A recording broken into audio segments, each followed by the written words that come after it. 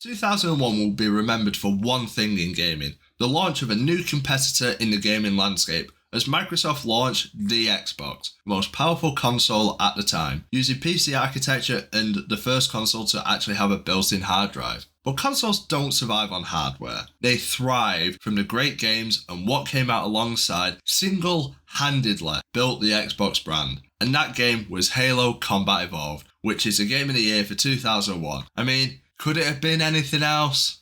No.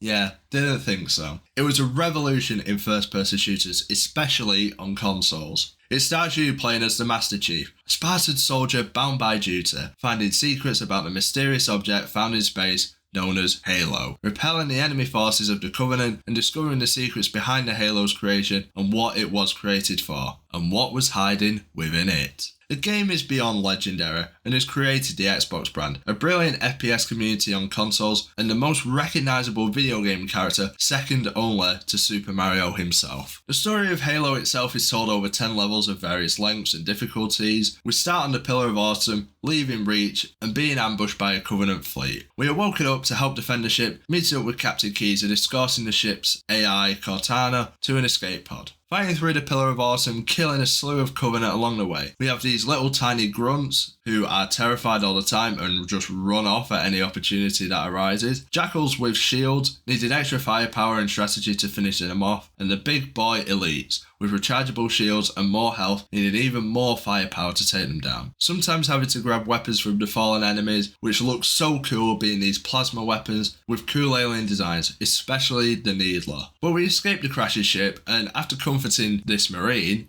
We're gonna make it, aren't we, sir? I don't want to die out here.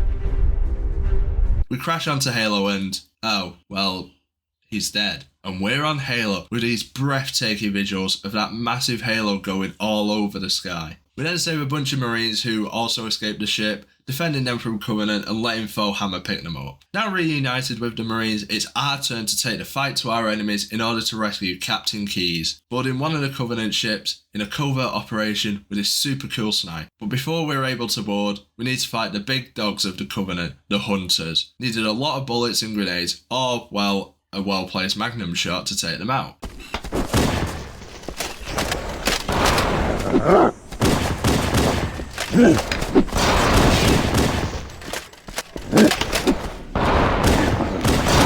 And now we're in this gorgeous Covenant ship. A good contrast between this and the Pillar of Autumn, as it really feels alien with the corridors, the colours, and looks far more technologically advanced than the UNSC ships. But we quickly find Keyes and escape in a Covenant dropship.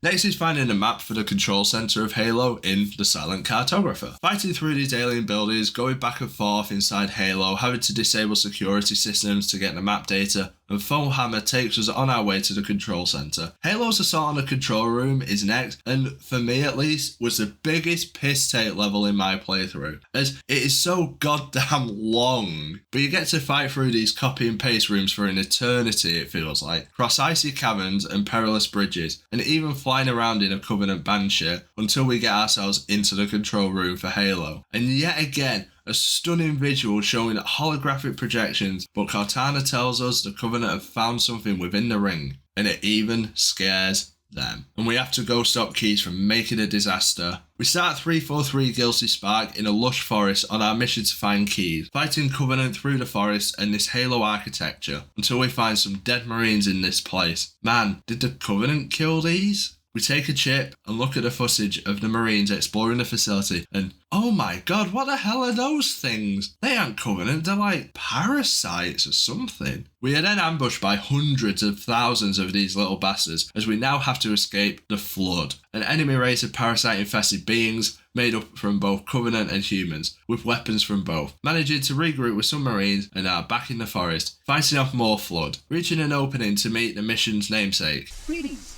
I am the monitor of Installation 04. I am 343 Guilty Spark.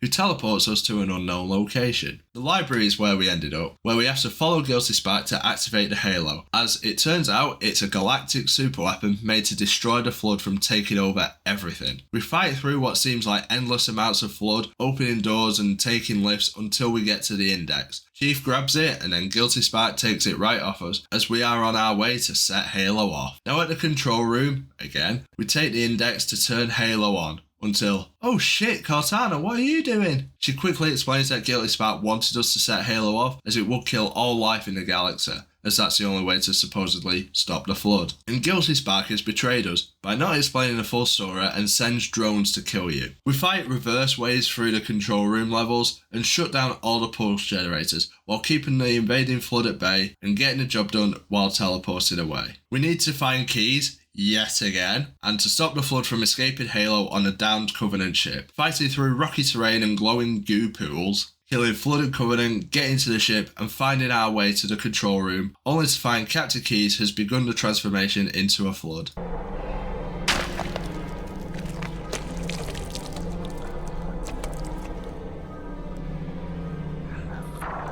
We mercy kill him and get the codes to the Pillar of Awesome in order to blow it up and destroy the Halo once and for all. In the final mission, the Maw, we take our stolen Wraith to the place the whole game started, the Pillar of Awesome. I really like this full circle nature of the game, both starting and ending in the same place. Makes the game feel whole. We fight some Flood and Covenant on our way back to the bridge, uploading the codes with Cortana setting off the core reactor, until Guilty Spark returns to stop us destroying Halo. We fight all the way back through the Pillar of Awesome in the reverse of the first mission, until we get to the reactor core, opening the vents and blowing them up, while holding off the Flood. Now it's time for escape. Grab the Warthog and it's time to ride.